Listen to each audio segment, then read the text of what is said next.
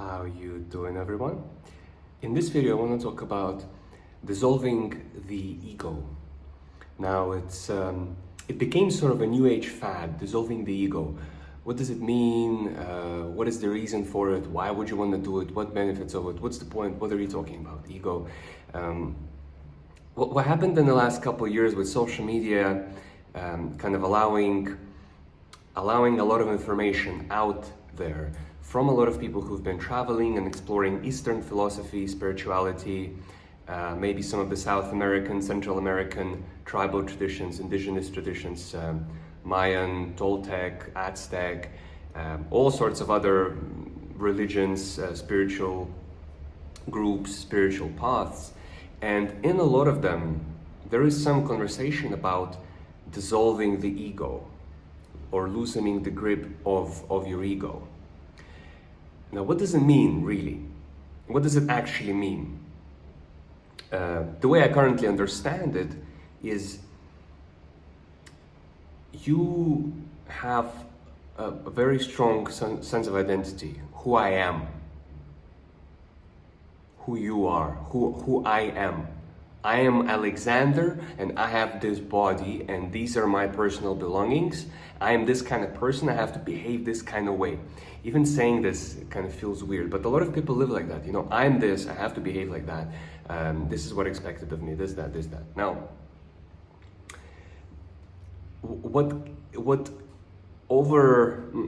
very strong identification with that, what very strong ego does is it makes person experience a lot of friction in life, get in a lot of arguments, get in a lot of disagreements, become arrogant, become too proud of themselves. I'm this, I'm that. Quite often this can be seen in a nationalism, a sense of national identity. I am American, I am Russian, I am British, I am French, I'm Spanish, I'm Italian, I'm this, I'm that, I'm this, and that. You know, I am this, so I have to behave this way. This can be seen in social groups. I'm a rocker, I'm a rapper, I'm a gangster, I'm from the streets. I work in finance, jobs, politicians, social class, all sorts of things. People become very identified. And then the friction that this ego causes creates a lot of pain, a lot of suffering, a lot of discomfort in life, and makes certain things in life go not so smoothly. So one of the reasons people have been talking about dissolving the ego is so that there is just sense of ease, sense of peace, sense of relaxation in how they conduct themselves in their life, in their daily life. So just there's a bit of looseness, a bit of kind of that relaxing exhalation feeling throughout their life, throughout their day, in all of the aspects. This is why the conversation has been there has been this conversation, dissolving the ego, letting go of the ego, killing the ego death. Now, a lot of people kind of like, oh yeah, kill the ego, get rid of it. They talk about it more so than actually take actions to getting rid of it. And because it's not very clear on how to do it, and also our mind plays tricks on us to kind of stop us from doing it. So there'll be procrastination or some sort of resistance in any form to that. Resistance come in the ways of, I'll do it later, I'll check it out, this is weird, I don't need that, I'm already free. And this mind plays tricks in the form of illusion that you already have dissolved your ego, that you have very loose ego, that you don't have ego or very small ego, so you don't need it. Other people need it. John needs it, Michael needs it.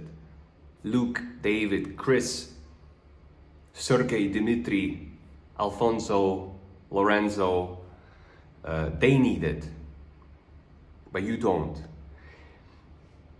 Now, I'm not telling you you need it, but if anyone has ever been interested in loosening the ego and getting rid of the ego, really, you have to use all the tools that are available to you. And the best thing, the easiest place to start is physical things that you own. Right? The amount of belongings you have, the amount of stuff you have, clothes, electronics, furniture, flats, apartments, cars, vehicles. Everything that you own makes it harder for you to lose the ego, because there is always that fear of losing an item, of it being broken, of it being misused.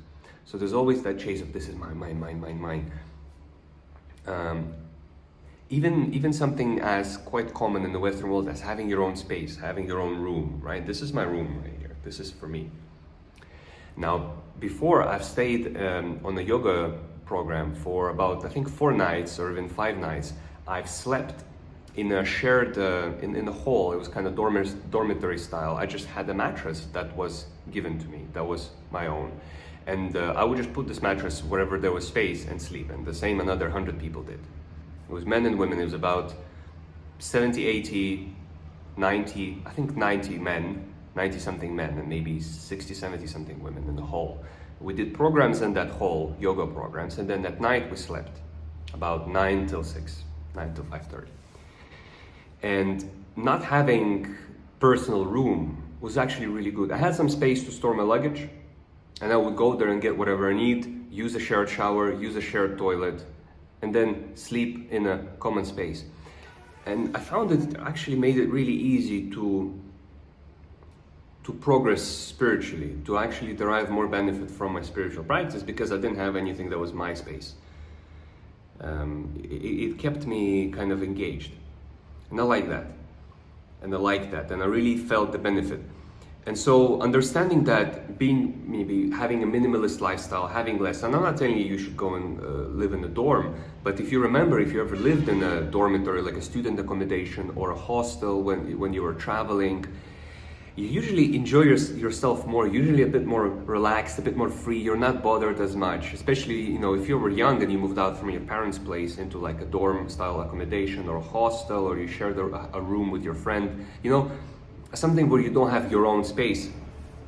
You notice people who live like that, they're a bit more chill, they're a bit more relaxed, they're a bit more loose, yeah, whatever it is that, they go through life a little bit easier, just because it does that. It helps. Now, there could be many other reasons, but it does really help. It does really make a difference. And understanding that doesn't actually make it happen for you. If you have your own space, understanding that having less possessions, if you have your own space, understanding that not having your own space will help you in that kind of aspect, in loosening the ego, doesn't actually do it for you. Just like understanding that gym builds muscles doesn't actually build you muscle. It's actually taking the action. So the same way, actually get rid of your possessions, the stuff you don't need, the stuff maybe you need less, and maybe reduce your living space to something a bit more smaller, a bit more shared. Not the 1-bed flat, but at least share accommodation with somebody. Live in a 2, 3, 4, 5 bedroom apartment and get yourself a room. Or if you want to even push it to the next level, have a dorm style accommodation. You will notice you can become a lot more productive like that, because there is less time to slack, because it's almost kind of impossible to slack when there's nowhere to sit down and chill in the bed. I noticed that when I came to this cottage. When I sat down and started doing some of the assignments I had to do, and some of the other stuff I had to do, I suddenly had an urge to relax and lay down. I'm feeling a bit tired. Should I lay down? There's a bed. I didn't do that, but the urge was quite strong. I did not have that I did, but it would be impossible to do in the accommodation style I had before, because there was just nowhere to do it. So you're constantly on the move and it just gets forgotten. And this is brilliant, because those things like laziness and procrastination are harder it's harder for them to get you, to chase you, if there were separate entities like that. And so there's a lot of benefit in simplifying your life, simplifying your living arrangements. Not necessarily simplifying what you want to accomplish in the world. You can still be very productive, especially in the current world. We're so gifted that for a lot of us, we don't really need much, just a laptop. Just a laptop to do our work. Now look, for some of the people, they need a lot of equipment and some personal space to actually do the work and focus. That's understandable. But maybe you don't realize how much less you need to get what you really need done. So explore that idea. See for yourself, how can it benefit you, where you can loosen the ego and actually experience a lot of personal growth. Invite a lot of ease into your life. In this way, you will grow more powerful. If that's what you're looking for. Have a lovely day.